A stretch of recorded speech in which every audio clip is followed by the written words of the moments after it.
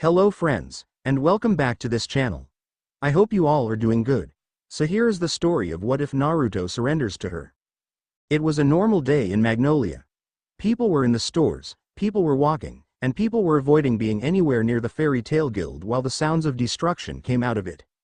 I can't believe it's barely my second day here and there's another fight. Don't worry about it, Lucy. It's just how the guild is. It's actually quite fun, once you get used to it. Plus it also helps hone your instincts. As she said this, a bottle was sent to her head like the day before, except she caught it and threw it back, hitting some random guild member in the face. Not once did the smile leave her face as she did this. Lucy's face just showed how utterly terrified she was of what Mirajane just did. "Gray, you bastard. Give me back my muffler, not until you give me back my underwear." Well, if you stopped stripping, then maybe it wouldn't be the first thing that gets torn apart in a fight. It's not torn apart though, you pulled them off. Sigh. Looks like Gray and Natsu are fighting again. This is a daily occurrence for them. Sometimes it even happens twice a day. Isn't it getting a bit out of hand? They're gonna start using magic, any moment now. Turning around, Happy saw that Lucy was right as he could see magical seals appearing all over the guild. However, before the fight could escalate any further, there was a thump against the door. It was loud enough that everyone in the guild turned their head toward it. Again, there was another thump, but this time it was much louder and it was followed by the door swinging forward and crashing onto the ground.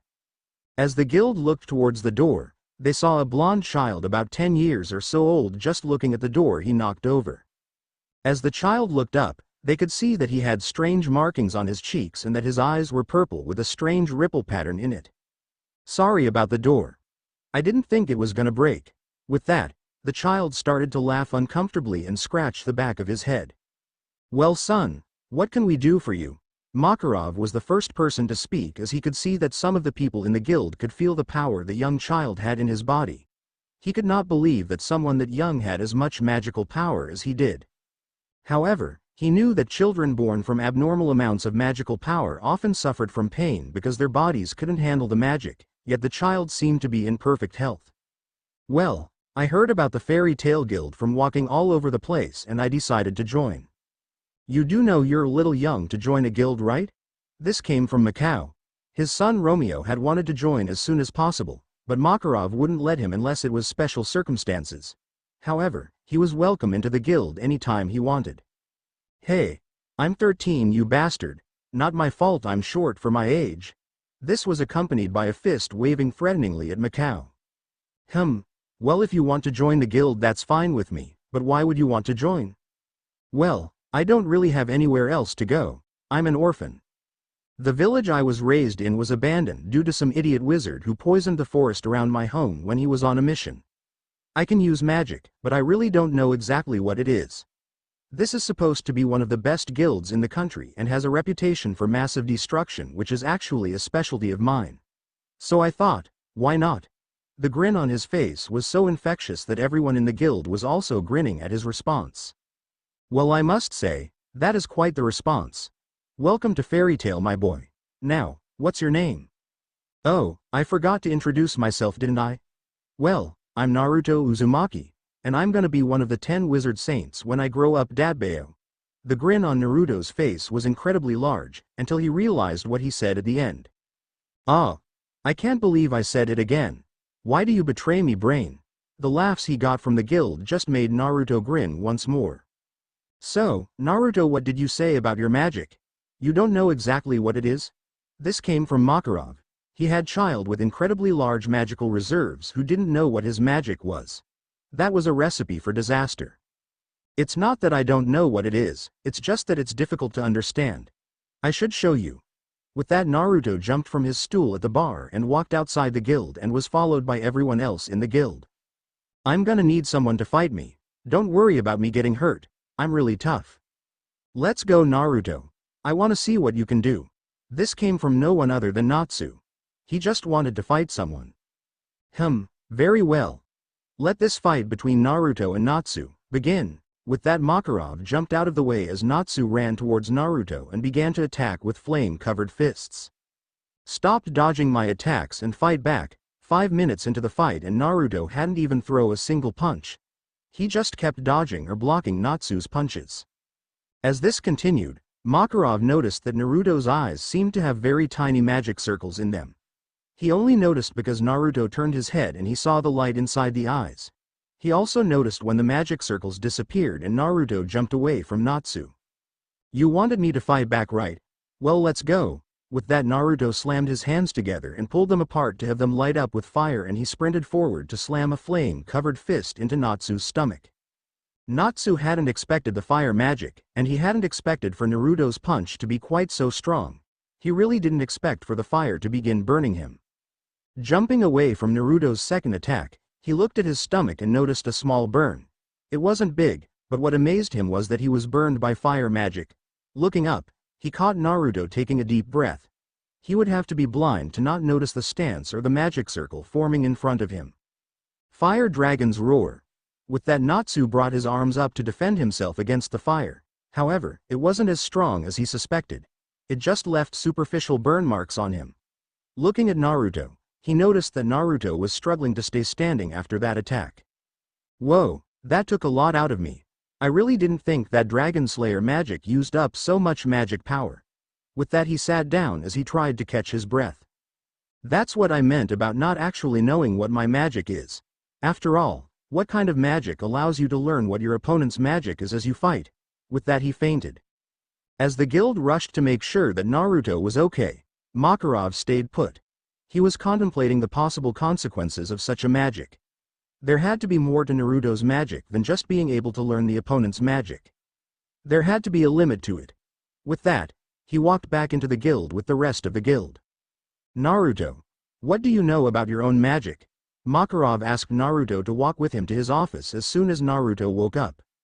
"Well, I know that it allows me to learn new forms of magic by seeing them performed. The more often I see it, the easier it is for me to learn the magic. That's why I waited so long when I fought Natsu. I could have fought back in the first minute, but it would have been completely ineffective.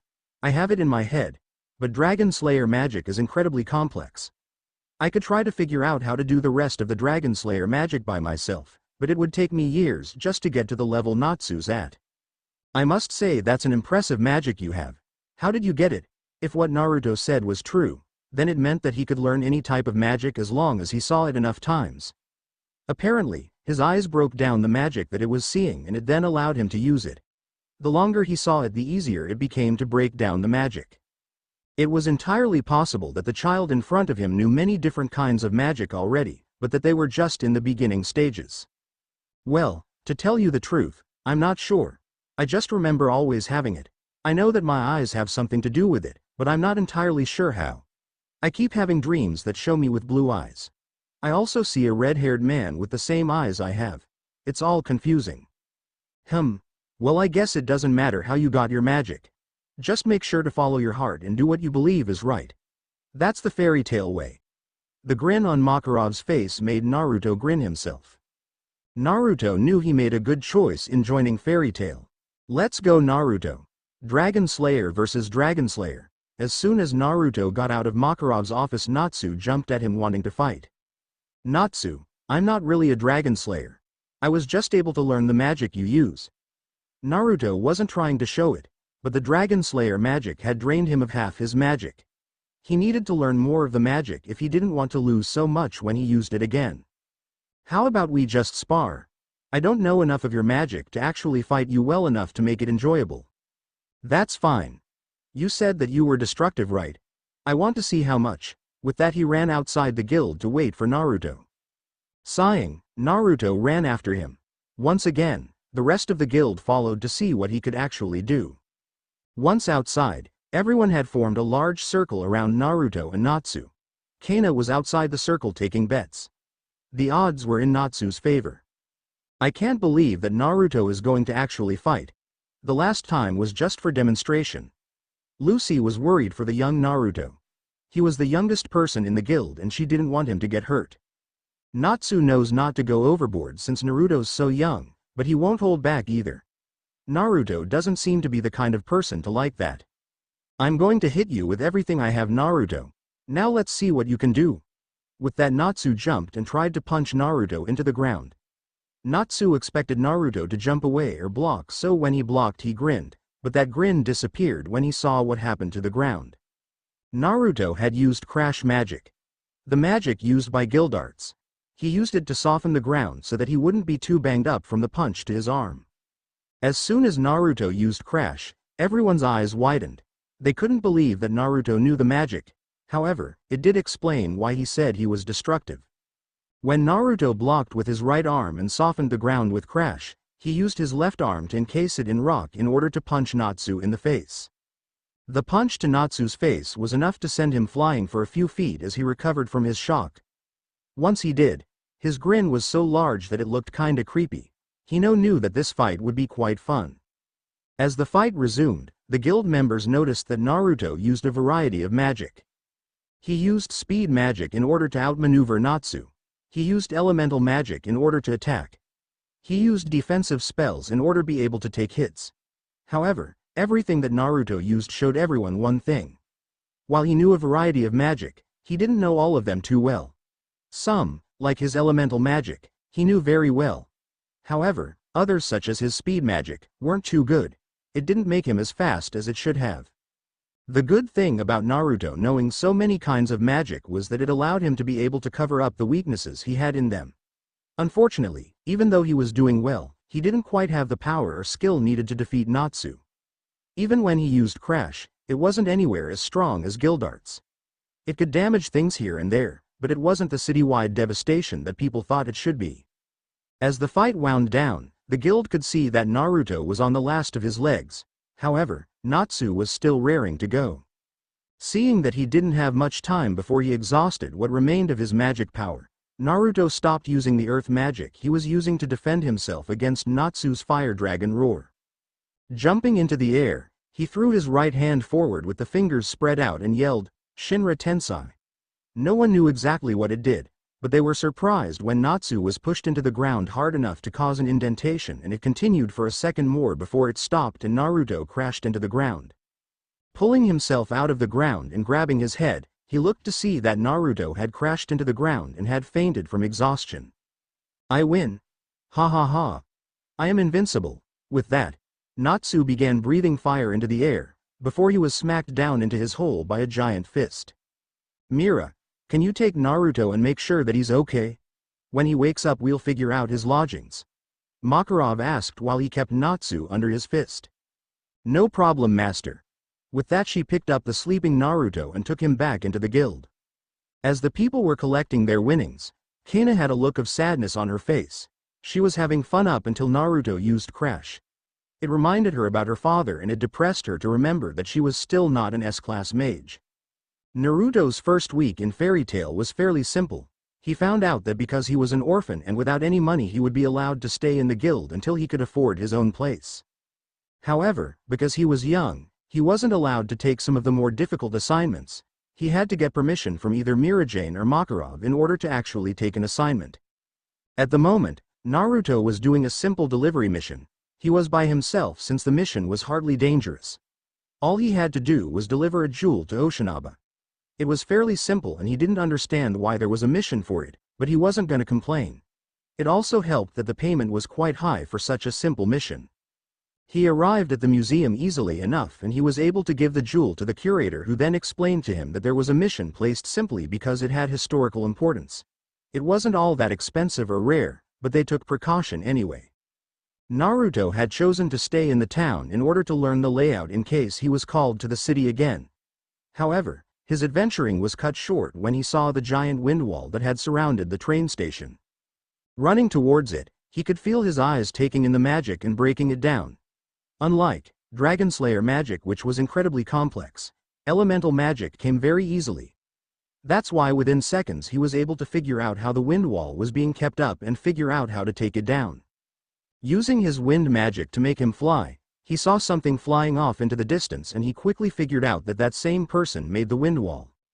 Looking at the wind wall, he began the process of dispelling it. First, he began to blunt the wind in order to keep people from being torn apart and trying to escape. Afterward, he began to slow the wind down. Lastly, he stopped the tornado from starting up again. Within a minute, the wind wall broke down and the people outside were free to go in. Looking in the direction that he saw the person flying, Naruto made up his mind to follow. He didn't know what was going on, but he knew that whoever put up the wind wall was doing it to be malicious.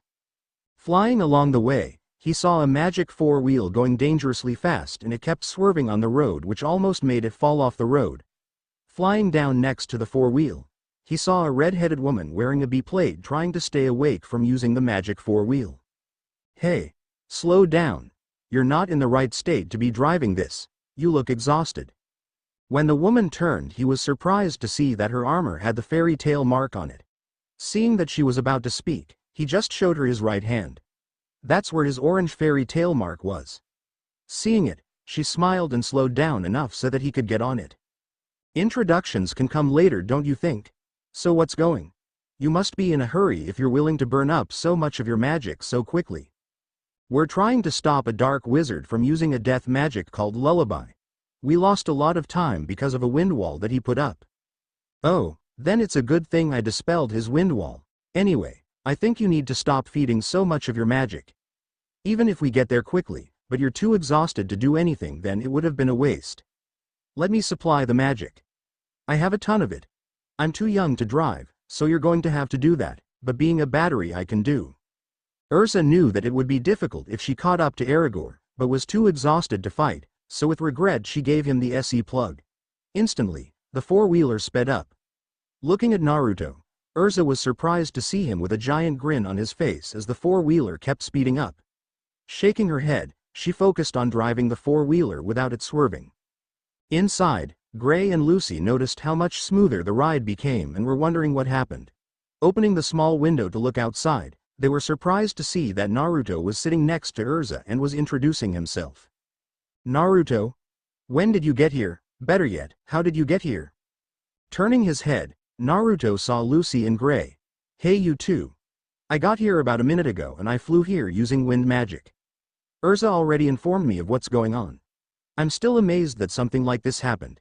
You'd think that the Magic Council would have a better handle on such types of magic. Yeah, but right now's not the best time to be talking about that. Fine, we finish this and then I'll start complaining." Lucy could only laugh at his response. With Naruto powering the four-wheeler, they arrived in time to see Natsu beat Aragorn. Stopping right next to Natsu, Naruto stayed on the four-wheeler as everyone else got off. That's how he was able to see someone get out of the back and pick up the lullaby flute and try and take off with the four-wheeler. Keyword being try. As soon as Naruto saw the guy get the lullaby, he used earth magic to grab the guy before he could do anything. He then took lullaby and put it in a rock cage. He didn't want to touch the thing. He could feel the evil coming from the flute and he didn't want to touch it. "Hey, what are we gonna do with this thing? I'm pretty sure that just having this in our possession is illegal." Naruto knew that if he was arrested for something, because of his young age he wouldn't be punished too severely, but he didn't want to take a chance. "It's not illegal as long as you turn it in to the proper people. Our best choice would be to give it to the master.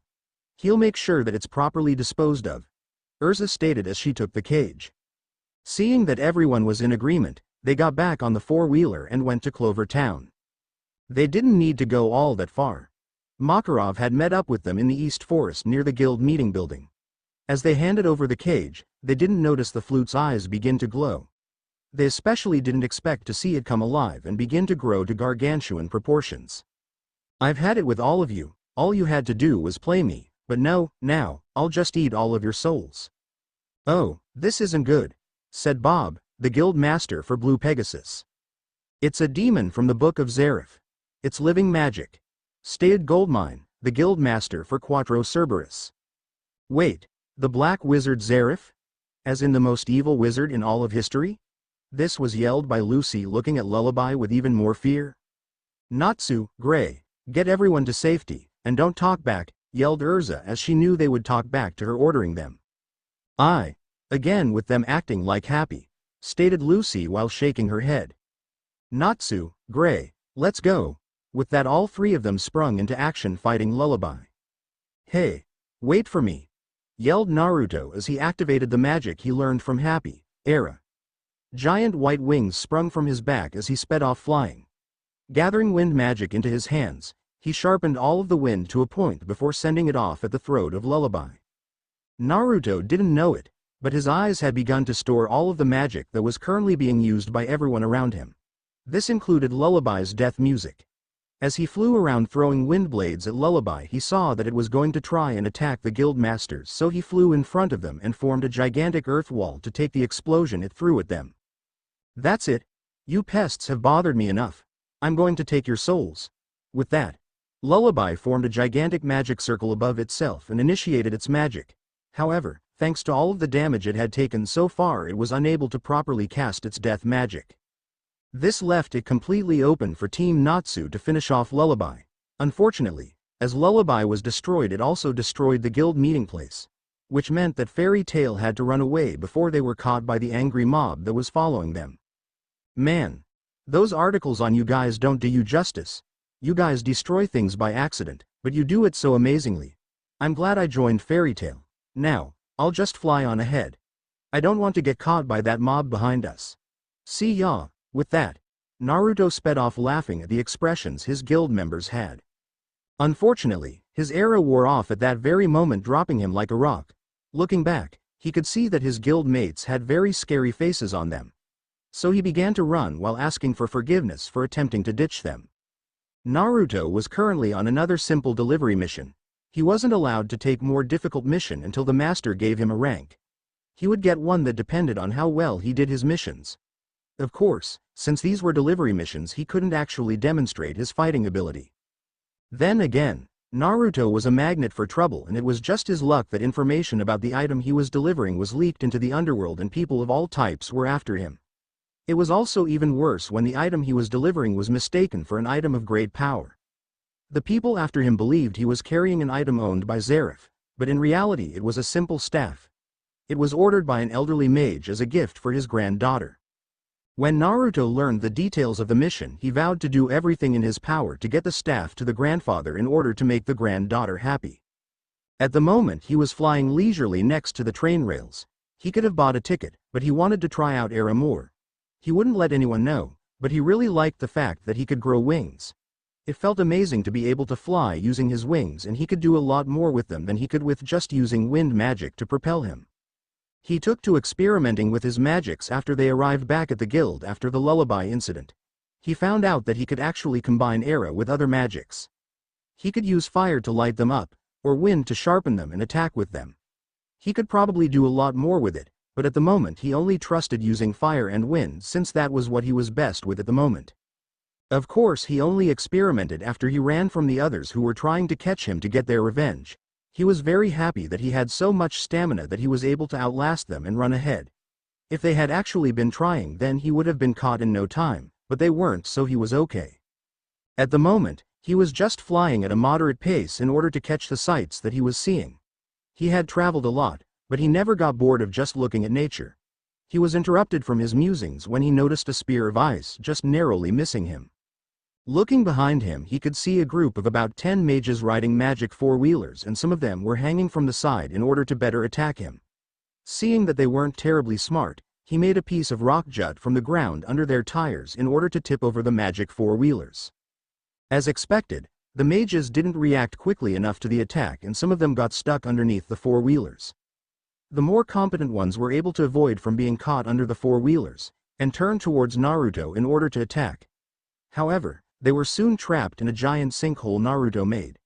Seeing that no one else was going to attack him, he landed. They were all from the same organization if their clothing was anything to go by. Still, he couldn't just leave them there. They would escape and try to attack him again. So deciding on his course of action, he knocked them all unconscious, took all of their items, and stripped them of any sort of magical items they had. This included magical weapons, lacrima, and their magical four-wheelers. Wrapping them all in stone handcuffs and foot cuffs, he placed them all in the four-wheelers. However, now he had a problem. He couldn't drive. He couldn't trust any of the mages inside to drive, and he was sure that he couldn't intimidate any of them. So he was in a conundrum. Sighing, he looked up at the sky, silently praying for an answer. The answer came to him in a loud whistle, which made him look in the direction of the train tracks. He could see the train from pretty far away, and it gave him an idea. Hibiki Lates was glad that his team's mission was so simple. It wasn't anything noteworthy, but they finished it quickly, and because of that they were able to get on the last train going to their town. However, As he was looking outside, he caught the sight of giant stone letters along the side. As they sped by, he noticed that they spelled out, "Help. Need 2 mages to drive 4 wheels." Looking ahead, he could see an arrow pointing to the location where the 4-wheelers were. Looking at his team, he noticed that they too had noticed the writing and had agreed with him. Naruto was bored. He had been waiting for over an hour waiting for help to arrive. He knew that someone had to have at least read the writing, so he knew that someone was gonna send help, but he hated that it was gonna take so long.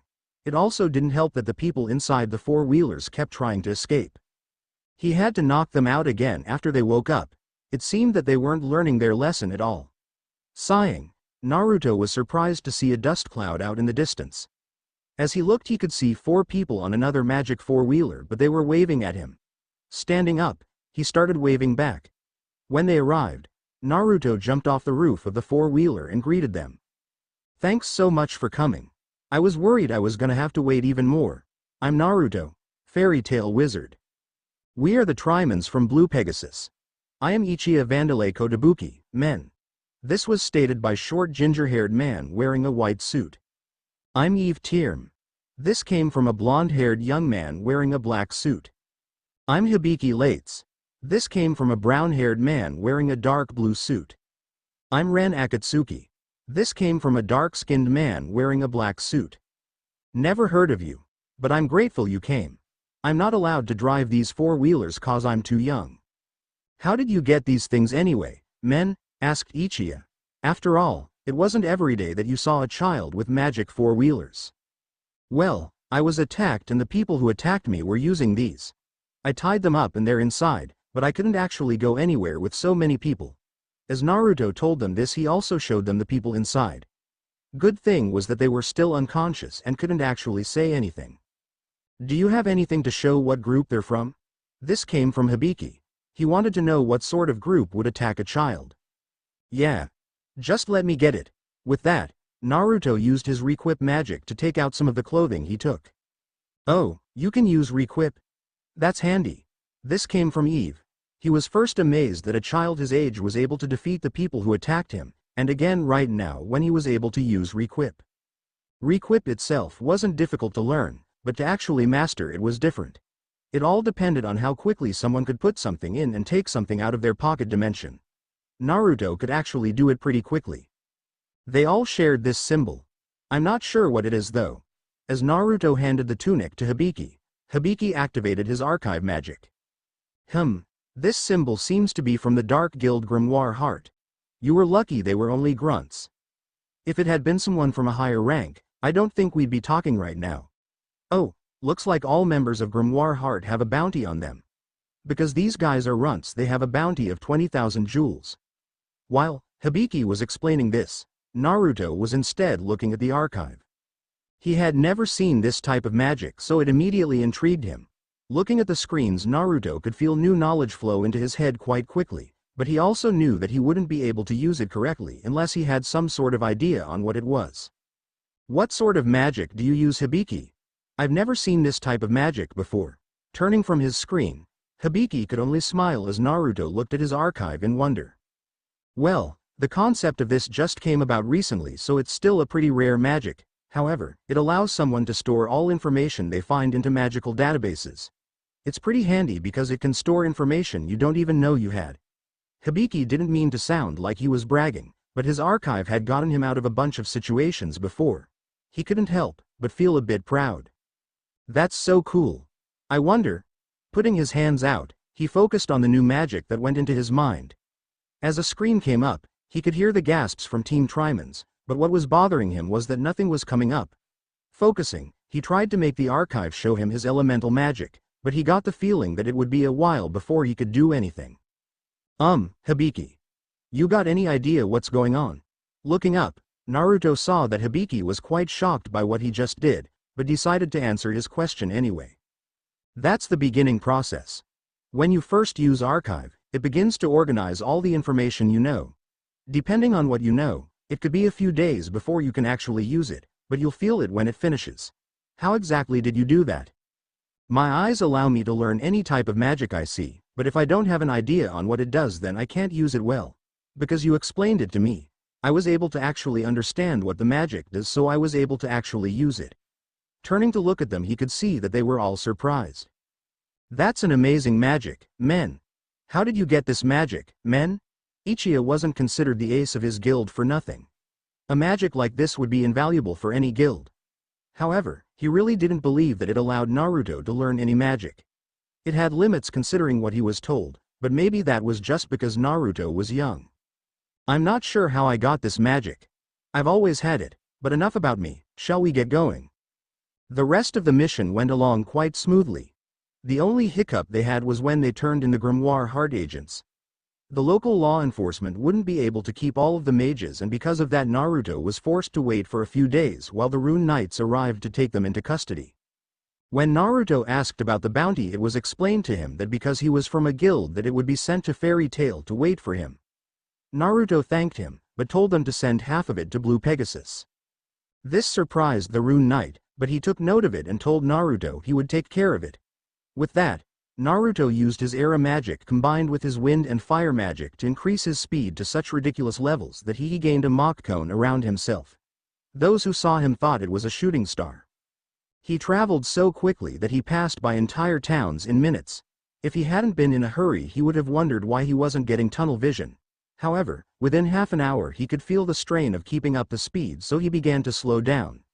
Good thing he was within walking distance of the town he had to deliver the staff to. After walking a bit, he found the address of the person who ordered the staff. Knocking on the door, he expected an elderly man to open the door.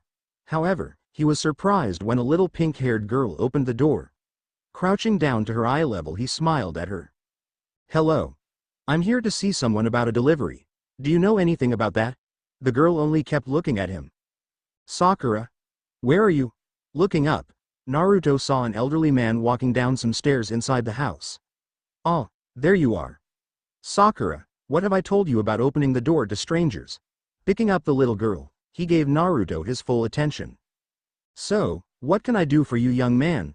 I'm Naruto Uzumaki from the Fairy Tail Guild in order to deliver a staff to Sarutobi Hiruzen." Pulling the staff out of his pocket dimension, he handed it to the elderly man. "Thank you very much. I hope you didn't have any trouble getting here?" "Nothing that I couldn't handle. I'm just glad that I was able to deliver the gift you want to give to your granddaughter on time." "Thank you, Naruto. Here's your payment." Handing Naruto an envelope, he also handed him a second one. "This is a bonus. For getting here sooner than I thought you would." Opening up the second envelope, Naruto was surprised to not see money, but tickets. Looking up, Naruto was confused. "Those tickets are for the Akane Resort. I'm too old to go and my granddaughter here is too young. I could give it to her parents, but they are going to be away for quite a while. Better to give it to someone who can use them than just to let them gather dust." The smile on the old man's face was so sincere that it made Naruto smile too. "Thank you so much. I'll make sure to put them to good use." Bowing to him, Naruto turned around and waved goodbye to them. Even little Sakura was waving bye to him. Activating his Era magic, he flew away with a big smile on his face. He couldn't have been happier with the way everything had turned out. In fact, his smile got even larger when he felt his archive ding. It signaled that it finally finished arranging everything he knew into the right categories. While he was tempted to use it immediately, he didn't know how it could affect him, so he settled to wait until he was back in the guild. Wow, it's really late. Naruto had arrived much later than he had planned. It was because his Era magic ended sooner than he had expected. Because of that, he had to use his wind magic to fly the rest of the way. However, it wasn't as fun or as fast. As Naruto was walking back towards the guild, he saw a man jump up into the air and punch the air in front of him. He was surprised when a pillar erupted from his arm and punched into the roof of the Fairy Tail Guild. "Hey! What the hell do you think you're doing?" Startled, the man turned around and saw Naruto. "Simple, I'm showing Fairy Tail who's boss." With that, he threw some more metal poles into the guild before he ran off. "Damn it. I have to make sure no one is inside." Running inside the building, he looked around and saw that no one was inside. Sighing in relief, he looked at all the destruction. It was gonna beep to fix all the damage. Sitting down on one of the still usable chairs, he remembered he still had to look at his archive. Opening up his archive, he was amazed to see how it was all arranged. It showed open windows for his magic, Information he knew, people, and strangely enough messages. There were other windows, but those were blank. Choosing to look at magic, he touched it with his finger and all the other screens disappeared. The magic window got bigger and it showed a list of all the magics he knew. It was surprising to see how it was all arranged. The magics were all arranged into either caster, holder, lost, uncategorized, combination, or rinnegan. Choosing to look into caster, he saw that some of them were also put into other categories. He had elemental magic, supplementary magic, and many others. Looking into holder, he only saw magic keys and requip. Not knowing anything about magic keys, he clicked it and saw that he didn't really know much on it, just that it was used to open portals for magical summons. Looking into lost, he saw Dragon Slayer and was surprised to see that it had 2 sections underneath some descriptions of what Dragon Slayer magic was. One was Fire Dragon Slayer and the other was Iron Dragon Slayer. Clicking on Fire Dragon Slayer, he was surprised to see a picture of Natsu using his magic. Looking through the information, he saw that it showed that the same information that he had read through, but that fire was infused into the magic. Looking at Iron Dragon Slayer, he was shocked to see the guy that had attacked their guild. Once again, it only showed the information that he knew, but that iron was instead infused into the magic. Going into uncategorized, he saw that he had nothing. He wasn't sure why that was there if it was empty, but he wasn't gonna worry about it. Looking at combination, he was surprised to see that his combination of era and elemental magic was included as well. Too bad that was all he had at the moment. Clicking on rinnegan, he was once again surprised. There on the screen was a picture of his eyes. Apparently they had a name. Looking through it, he was amazed by all the things his eyes could do. Upon reaching the last ability, he stopped. He reread it again, but he had read it right the first time. The rinnegan had the ability to bring the recently dead back to life. Sitting there, Naruto decided to get some sleep. He had way too many things happen to him today. Naruto sighed for what seemed like the millionth time that day. After he had woken up, he prepared the first floor basement for business. He knew that they would need it. He was also not looking forward to being questioned on what happened. After he explained to Makarov what happened and showing him the picture of the Dragon Slayer that attacked the guild, Makarov just told him to not try and seek revenge. At first Naruto was mad, but after thinking about it he understood. The council forbade fights between guilds. The vandalism that occurred, while bad, would mostly mean a fine to Phantom Lord and compensation to Fairy Tail for the damages. However, Naruto had a bad feeling in his gut that told him that this wasn't over. As more and more people came in, Naruto was slowly dreading the arrival of Natsu and his team. He really didn't want to be there to explain what happened. Looking at the mission board, one of them caught his eye. It was a job to unseal a chest. He didn't know anything about sealing or rune magic, but he knew that some seals required a certain magic to unlock, so it was possible that he could very easily open it. If not, then he could return and ask Levi to help him. Plus the reward wasn't that bad and the location was close enough that he could return to the guild quite quickly if he needed to. Gramps, I'm gonna head out on this mission. I can't stand just sitting still at the moment. Looking at the flyer, Makarov hummed in thought. He knew that Naruto was still an unranked wizard, and looking at the flyer he couldn't see anything about it that made it seem difficult or dangerous. Then again, he was slightly drunk, so he couldn't think too rationally. Fine, have Mira sign it out. Nodding his head, Naruto grabbed the flyer and had Mira sign the mission out to him. Waving bye to everyone, he walked out of the guild. Usually, he would need to pack for the mission, but he hadn't unpacked from the night before and it was close enough that he didn't think he would need to stay more than a day. Activating his era magic, he flew towards Harjin Town. As Naruto arrived in Harjin Town, he could see that the port had been rebuilt after someone had destroyed it. He never found out who did it, but it was interesting to see the destruction. Looking up the address, he found it resided pretty close to the port itself. With that, he started walking towards the building. It didn't take long to find the building, as apparently it was the only magic store in the city. Walking in, he looked at all the merchandise. None of it was actually anything special, but it was a decent selection for the only magic shop in town. Looking in the glass case, he saw that the store owner actually had some gate keys. They were all silver keys, but it was better than nothing. Looking them over, he always wanted to see how they worked. If he could get a good enough price, then he might even buy one. Ah, hello there. I didn't hear the door ring. How can I help you? Looking up, Naruto was greeted by the sight of an older man who was smiling at him and had his hands together, showing that he was willing to help at a moment's notice. "I'm here about the job you posted. You needed a chest unsealed, correct?" Naruto could see that the man was happy to see him from the smile that popped on the guy's face. "Finally. I posted that job weeks ago. No one has come to open it and I was about to give up hope that anyone would help. Come follow me to the back. My name is Joseph, by the way. I'm Naruto, fairy tale wizard." Walking around the counter, Naruto followed the man to the back room where the man kept his inventory.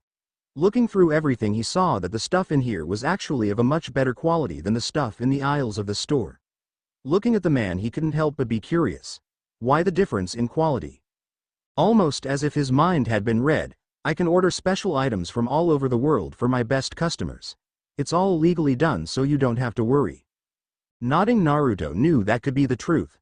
Magic stores had to do things like these in order to keep people coming back.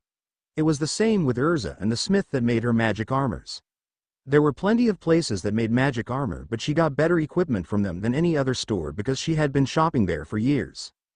He himself didn't have any special connections with any store, but it was never too late to start. "Here we go. This chest came into my possession a month ago. It was sold to me by a traveling wizard. He seemed to be in a bad financial situation, so I took pity on him. I bought the chest even though I didn't really know what was inside. Unfortunately, neither did the wizard who I bought it from. He apparently found it inside some ruins after he had been asked to clear it of monsters by one of his contracts. He had tried to open it, but he was never able to. I tried as well since I have many more resources, but I was never able to. However, if you can open it, I'll give you something from my back room for free, plus the jewels from the mission." Taking the box, Naruto looked it all over, trying to see if he could spot any sort of mechanism to open it.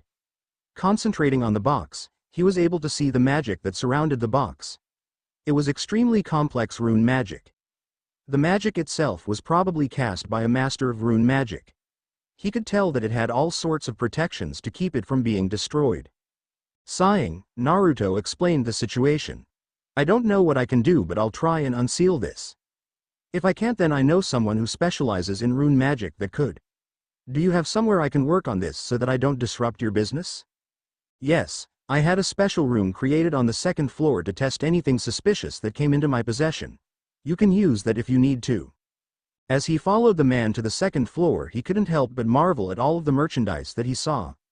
Whoever he supplied, they were lucky. Some of the things he saw were quite rare. "Here we go. Just come down to find me if you need something." Nodding, Naruto entered the room and saw that it was inscribed with runes as well. The room itself was large enough to hold quite a few people, but it only had a table and 2 chairs. Setting the chest on the table, he concentrated in order to see the rune magic again. He could see it swirling around the chest and giving it a glow. The runes themselves were visible as well, but they were incredibly tiny and they were so numerous that he couldn't tell how many layers of protection it had.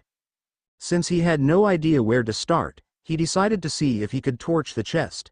Like he knew would happen, a red barrier formed around the chest and protected it from the stream of fire. The table itself was fine as well, so he knew that it could take a beating. After fire, he chose to use water and again another barrier. This time blue. Trying wind, a green one popped up. With earth it was a brown one. With lightning it was a yellow one. Light and darkness magic didn't do squat either. Trying crash didn't even budge it. Brute strength didn't do anything. "Stupid box, why won't you open?" While glaring at it, Naruto had an idea. Activating archive, he was pleasantly surprised to see that some of it formed around to box in order to scan it. Even a keyboard appeared this time. Looking through the information that appeared, he concluded one thing. He couldn't tell anything about the box. Apparently, archive depended on him knowing something about the magic he was scanning in order for it to work. Sighing, he decided to look through his magic list to see if anything could help him. Unfortunately, he didn't know anything that could. While looking through the Rinnegan section, he stumbled upon something he just skimmed over the night before. There was an ability called Absorb or Drain that allowed him to take the magic from something. Seeing that he didn't really have any other option, he decided to try it. Putting his hand on the chest, he activated Absorb. Instantly, he could tell that something was different.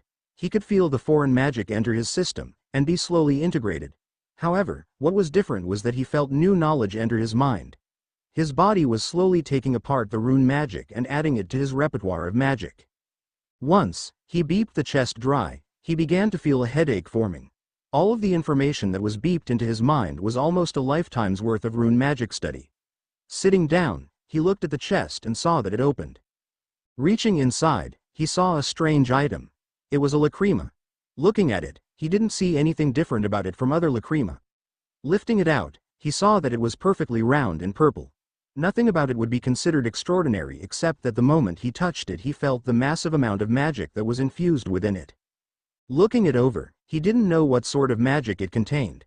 It was risky to activate a lacrima which you knew nothing about. It could be an explosive lacrima, or something even more dangerous.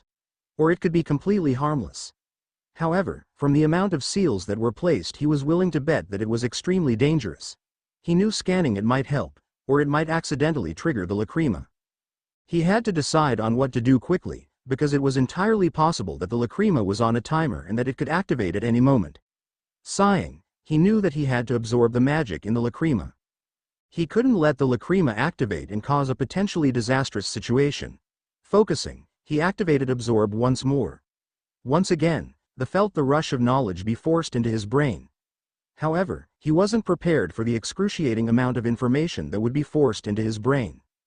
As the information was absorbed, he could begin to understand the numbers he saw. The magic relied heavily on mathematical formulas. As he understood more and more, he realized exactly what the magic was. It allowed for complete and total spatial manipulation. Once he finished absorbing the magic and his brain assimilated the information, he knew the name of the magic. It was called Arc of Space. Unfortunately, before he could think about it any further, his headache came back even worse than before and he fainted. Wake up! Wake up! Are you okay? I completely forgot you were here. I'm so sorry I didn't come back to check on you. Opening his eyes, Naruto saw Joseph looking concerned. What's going on? My head. Using his hand, he probed his head until he felt the bruise.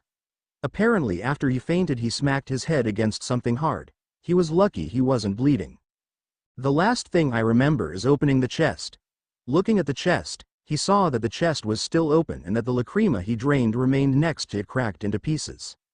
I'm sorry about the lacrima. Waving away his apology, Joseph helped Naruto up. Don't worry about that. I'm more worried about you. I should have been more careful and set up a protection barrier. The chest was probably trapped to prevent its opening. While Naruto knew that wasn't true, he couldn't tell Joseph what really happened. After all, losing a lacrima that contained a lost magic would probably make him lose it. It's all right. I should have been more careful, but at least I got the chest open. Smiling, Joseph nodded. You did all right. How did you do it? I just got lucky. You would have gotten the chest open eventually.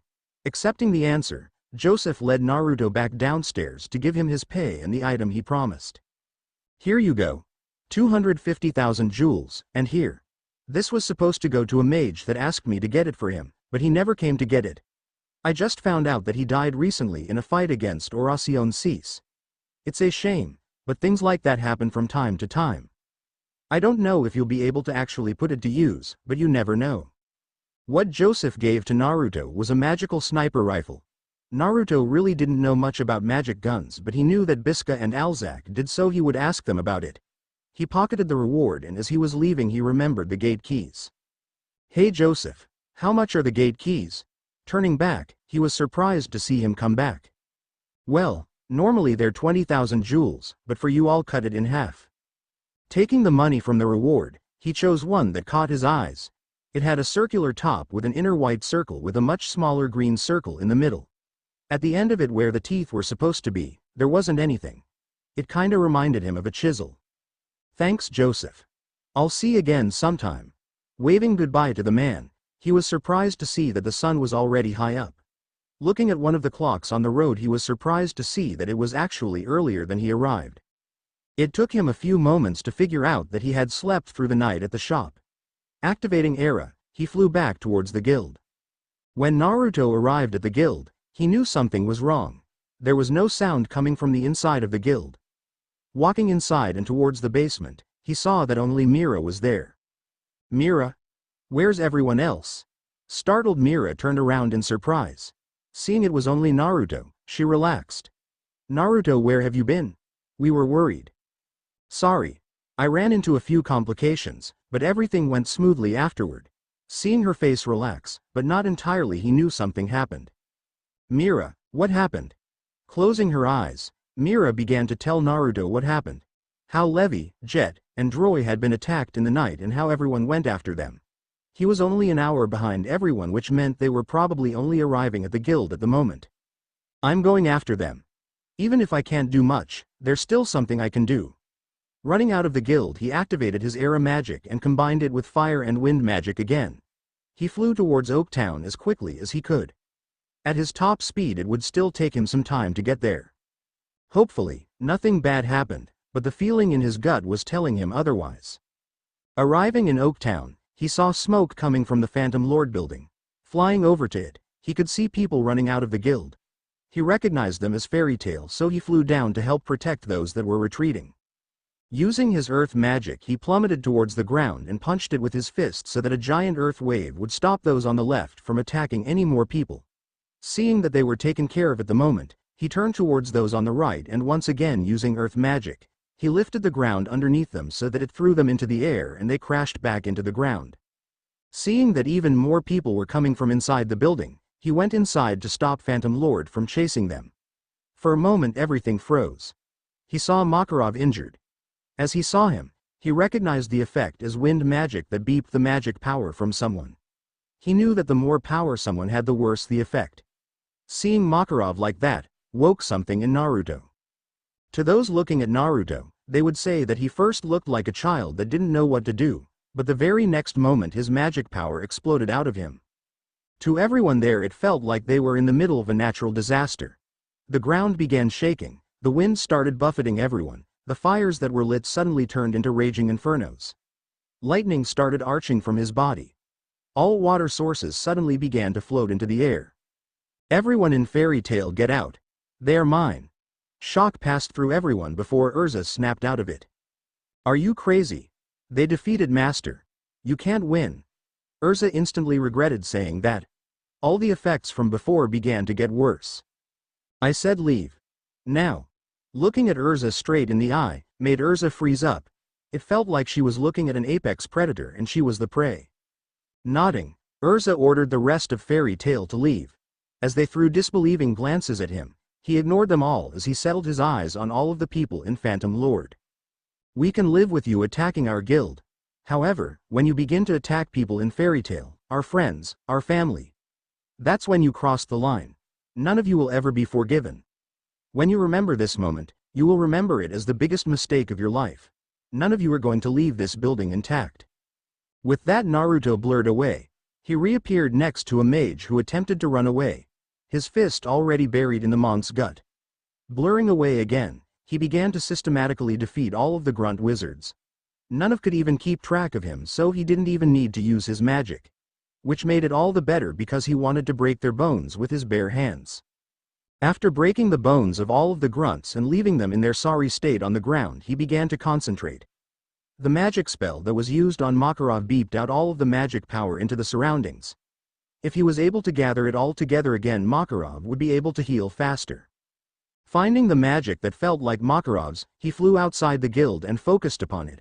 Once again, he was able to see the magic in the air and he could see Makarov's magic. He found that it was being collected into a single spot. Flying towards it, he noticed a cloaked figure wrapped in bandages with many staves concentrating on gathering the magic. Flying closer to him, Naruto decided to confront him. Who are you and what do you think you are doing? The man, which he could tell now from the close distance, didn't even seem surprised. I'm gathering Master Makarov's magic. With it, he should be able to recover much quicker. Surprised at hearing the man call Makarov Master, he still held his suspicion. How do you know, Gramps? The question made the man chuckle. I'm a member of Fairy Tail. I'm Mistogen. Opening his eyes, he chuckled again on how wide Naruto's eyes had gotten. Oh, well, I'm Naruto. What are you doing here and why didn't you help in the fight? I arrived at Magnolia during the early morning and saw what had happened to 3 of our members. I knew how Makarov would react, so I decided to begin early. With that, A bunch of Phantom Lord flags began to fly all over the small clearing they were in. As Naruto looked around in shock, he could see how much of a difference there was between Mistogen and himself. He didn't believe he would be able to defeat all of the other branches of Phantom Lord by himself. Shaking his head in awe, regarded Mistogen once more. That's amazing. You are gonna clean this up, right? We don't want to be called litterers on top of everything else we already are. I'll leave you to gather Gramps' magic. I'll catch up with everyone else, but first there's something I have to finish. Flying up and above the Phantom Lord building, he began to gather a large amount of magic power. Focusing, he put his hand downward and shouted, Shinra Tensai. Instantly, a large force crushed the building. As he looked over the destruction, he could see the Phantom Lord members inside the debris, and it looked like they all survived the falling building. It probably helped that Naruto attacked the building from an angle, so a lot of the debris was pushed away from them. Seeing that he was finished, he began to fly back towards the guild.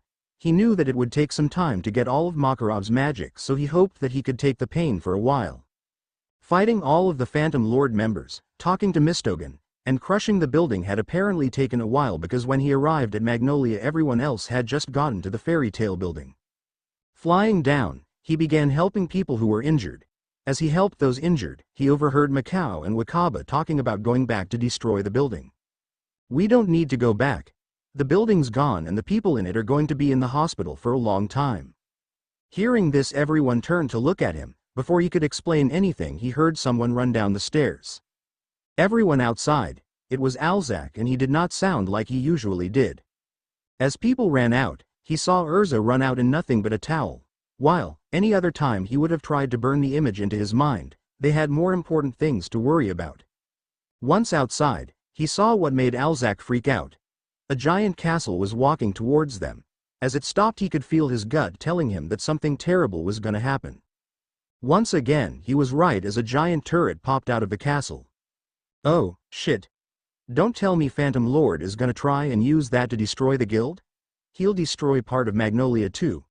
Loki's thoughts became real when magic power began to gather at the tip of the cannon. Everyone get back! Urza yelled as she threw off her towel and re-equipped an armor of hers. That's her adamantine armor. She intends to take the blast on herself. Happy's voice was heard by all as they realized what Urza meant to do. Urza! You can't, even with that armor, you'll be hurt. Natsu's yell did nothing as he was being held back by Gray, but you could see that he wanted to stop Urza just as much as Natsu did. Her body can't take that amount of magic, but maybe. Naruto's voice was a whisper, but it was enough to get Kaina's attention as she looked at him. But before she could do anything, he disappeared in burst of speed magic and appeared in front of Urza's magic seal as the cannon fired. Naruto! Get out of the way! You can't stop something like that. However, Naruto ignored her as he prepared himself. Spreading his limbs out, he yelled, Absorb! What happened next shocked everyone. As soon as the compressed magic beam touched Naruto's body, it began to be absorbed into his body. Everyone looked with wide eyes as Naruto absorbed all of the magic power from the beam. From what Naruto experienced before, he expected his body to take some time to convert the magic into his own, but this time it happened almost instantly. Not even a second passed before all of the magic he absorbed was converted into his own magic. However, this was not without its consequences. The moment he finished absorbing the magic, his body began to feel like it was on fire. He didn't know that the amount of magic he absorbed was more than 5 times the amount of magic he normally had, so his body was trying to adapt to the sudden increase of magic in his system. Right now, the burning sensation was his body knock him out so that it could deal with all of the extra magic in his body. However, Naruto fought through the pain. He knew that things were only going to get worse. Flying back towards the guild, he allowed himself to fall on his hands and knees as he tried to deal with the pain. Looking up, he could see that everyone was looking at him like he was insane. What? You people make it look like you've never seen someone absorb a magic cannon blast before. Chuckling at his bad attempt at humor, he could see that Urza was pissed. Urza, you can scold me all you want later. Right now, we have to deal with this, don't you agree? Everyone could see how conflicted she was. She really wanted to scold Naruto for his stupidity, but at the same time she had to do her duty. We'll talk about this later. Can you still fight? Can I still fight? Standing up, he let his magic run loose and the effects from before were even more pronounced. The earth rumbled, the water created giant waves, the air churned like there was a tornado, lightning flashed in the sky, and with a snap of his fingers fire blazed to life in a circle around him. I can fight all day long. Well, I didn't expect you to survive that. It looks like Makarov has quite the young mage in his guild. However, don't expect to survive another blast. You have 15 minutes before the Jupiter cannon is recharged. Tremble in fear as you pitifully fight to stay alive. Jose's voice made the situation worse for Fairy Tail. They didn't know how they were supposed to fight a moving guild. However, the biggest problem at the moment was the Jupiter cannon. If they didn't disable it, then Naruto or Urza was going to have to stop the blast, and from the way Naruto reacted after absorbing the blast, he wouldn't be able to absorb another blast, and having Urza take the blast for them was out of the question. That meant that the only option was to take out the cannon before it fired. Natsu. Go and take out the cannon. Make sure it doesn't fire again. Before Natsu could say anything, Kana turned their attention back to the walking guild as shadows began to move. Those are shades. They are created from Jose's magic. Don't let them touch you. They'll drain your strength if they do. Urza's warning was taken seriously by everyone, including Naruto. Naruto didn't know exactly how well his absorption would work on them. He was going to try and absorb one to see if he could find some sort of weakness in its magical structure. However, if he was gonna do that, he would need to trap one. Good thing he had recently acquired a lifetime of rune magic study. Going through the magic, he found exactly what he needed. It was a barrier seal that trapped things inside and wouldn't let them out until the caster allowed them to. Lighting his finger up with magic, he began to inscribe the seals into the ground in front of him. He could have created runes from his magic, but inscribing them was much more useful than the magic ones at the moment. Finishing his barrier, he saw the runes disappear into the ground. Grinning, he waited as the shades began to fly towards them.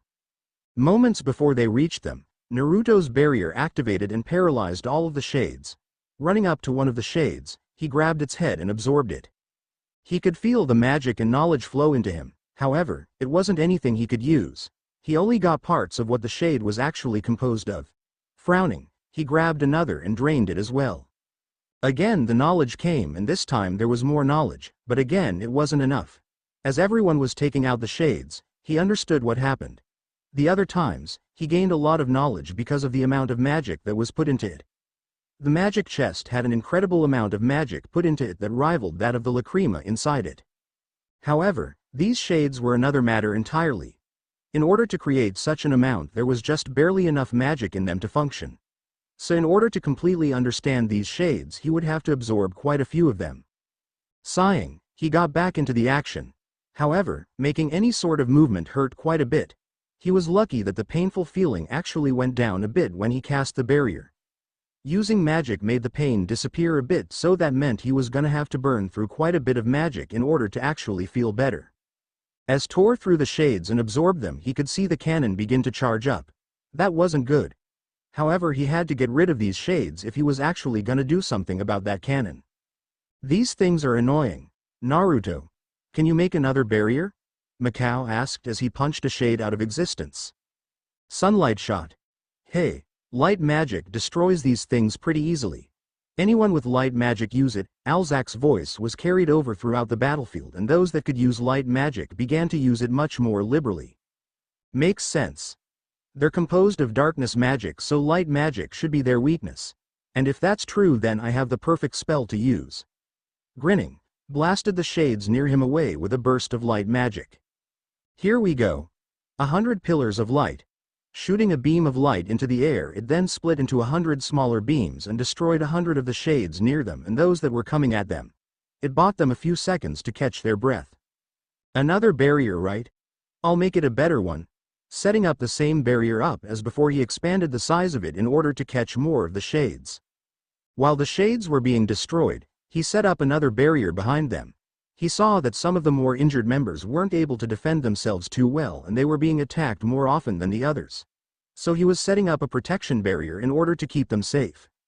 At the same time, they could attack the shades outside the barrier so they could help. Hey!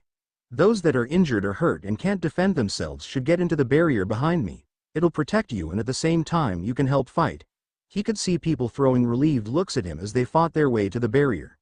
Once the first person entered, the barrier activated and created a wall of light that separated the shades from the people inside. As the people got inside and fought, he surrounded his body in light magic in order to protect himself. Dashing through the battlefield, he started punching and kicking all of the shades into oblivion. Every once in a while he would blast a few shades with a burst of light magic in order to keep them from attacking someone from behind. Looking at the Jupiter cannon, he could see that it was building up a blast. Urza didn't look worried in the least, so he would believe in Natsu and continue protecting the guild. As he kept blasting the shades, he also began to absorb them again. He had an idea of how they were made, but not exactly. He could tell that he wouldn't be able to gather enough information to find some weakness in them, but any information could be valuable. Boom! Jerking forward and falling from the explosion, Naruto looked behind him as he saw the cannon barrel fall apart. Apparently Natsu was able to destroy the cannon. With the Jupiter destroyed, we have a chance. Take out the shades. Kana's yell was able to make all of the mages fight with renewed vigor. Naruto smirked when the shades began to withdraw, but he lost his smirk when he saw the Phantom Guild begin to change. He was pretty sure that he wasn't the only one that got freaked out by he was seeing. No way. It's a magic giant. Weren't those decommissioned? How the hell does Phantom Lord have a war machine? Loki's yell just told everyone exactly in how much trouble they were in. Kneel before me, fairy tale. Tremble in fear in the last few moments of your life. Jose's voice rang out from the giant. A giant and ghosts. This is gonna almost impossible, Biska stated as she readied her machine guns. Just focus on the shades. Natsu will take care of the giant for us, Kana told everyone as she readied her cards once more. But Natsu isn't good with vehicles, Mikao regretfully stated. Everyone instantly stopped what they were doing and felt dread seep into their bodies. Urza, go help Natsu. We can handle the things out here. Gray and Elfman are already inside and they'll probably need your help more than us. Nodding, Urza re-equipped into a different armor in order to allow her flight. However, as Urza was flying, the giant began to write a magic circle into the air. Wait, that circle. That's Abyss Break. That's a forbidden spell, and with that size it'll wipe out all of Magnolia as well. Loki's words just let everyone know exactly in how big of a mess they were in. From the speed that it's writing, it'll take about 10 minutes before it's finished. Hopefully everyone inside can destroy the power source before it finishes. If not, then I'll try and stop the spell, but I don't think I'll be successful this time. It's alright, Naruto. We'll figure something out. Besides, we can't have the youngest member showing up everyone. Wakaba's voice let Naruto know that everyone was still willing to fight. Stop attacking our guild. I'm the one you want. Turning their heads, everyone could see Mira transformed into Lucy trying to get Jose to stop attacking the guild. What do you think you're trying to pull? I've known all along that Lucy wasn't in the guild. With that, Mira cancelled her transformation.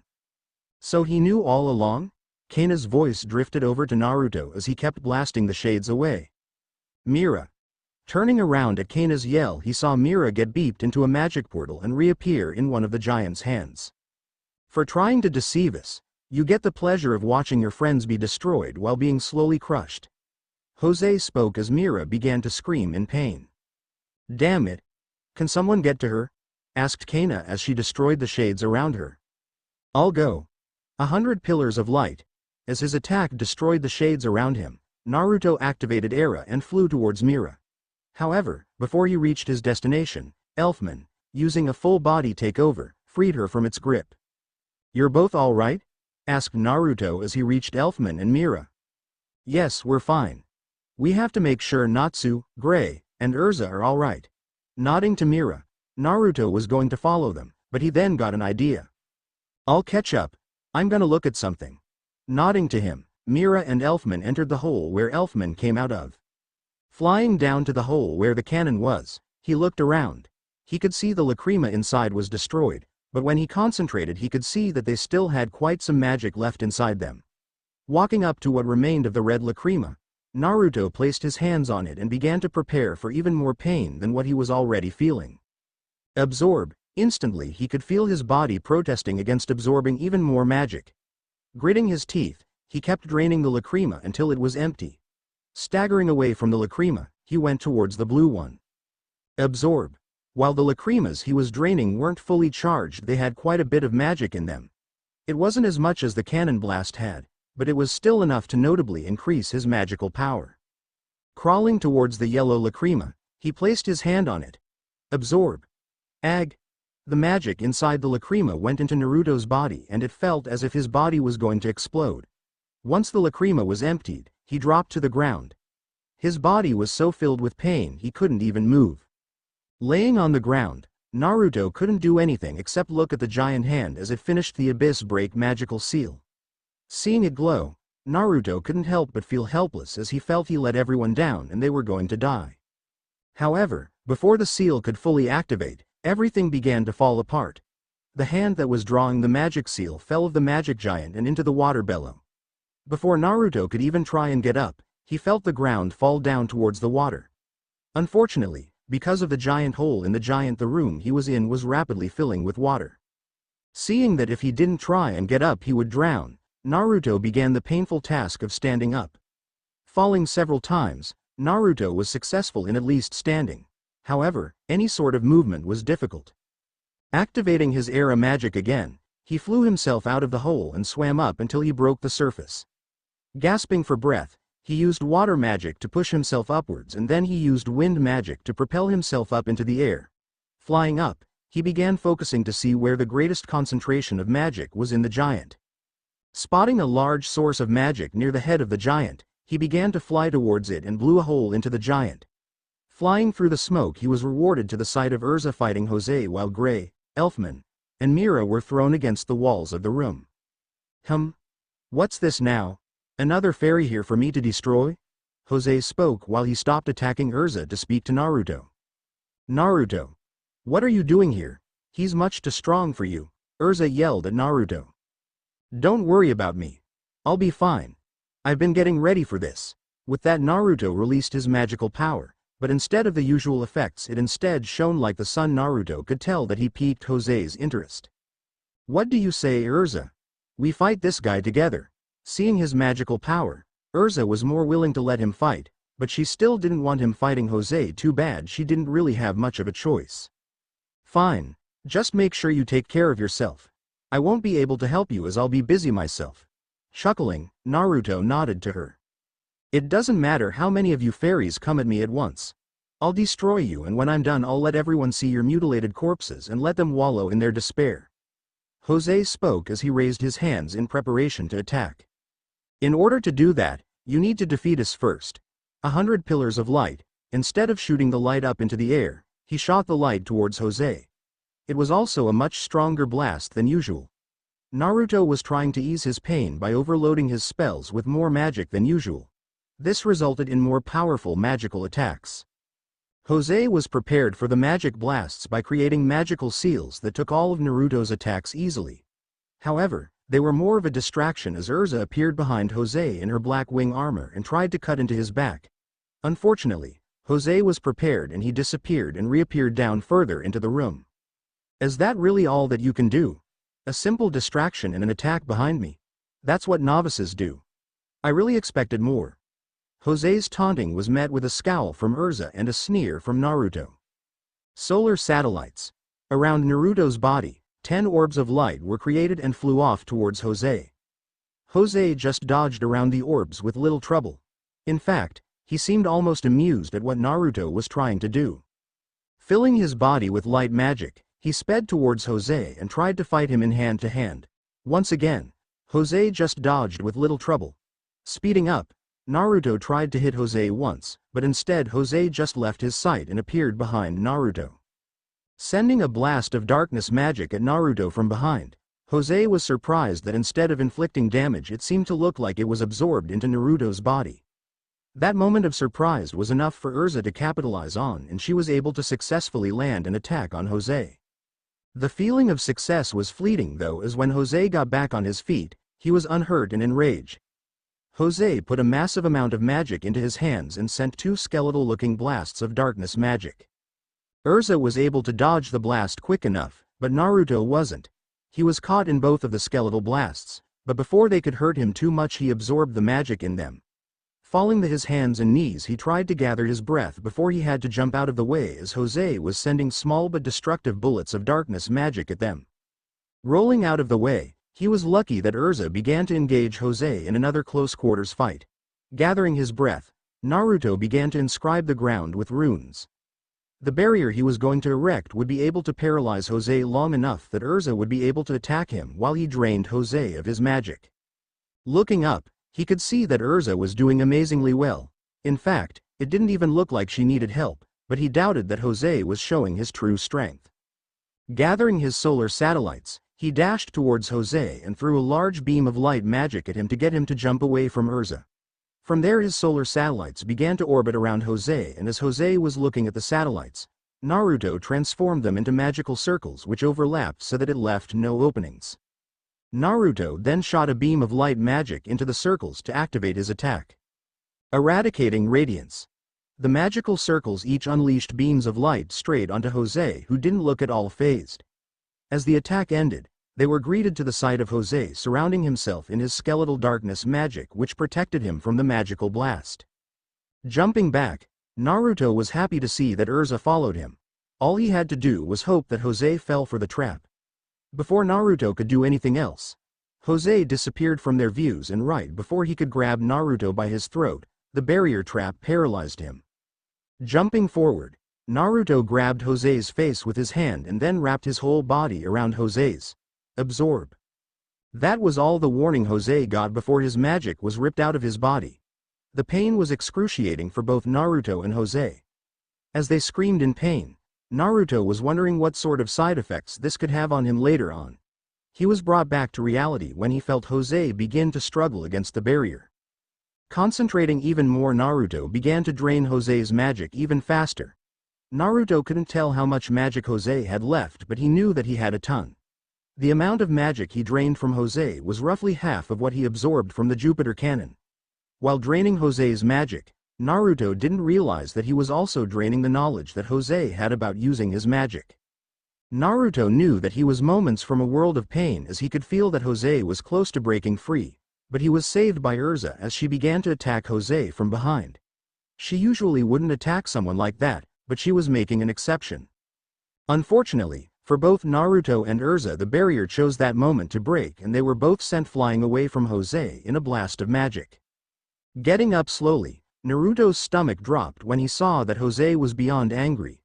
His sclera had turned pitch black and his entire body was cloaked in darkness magic.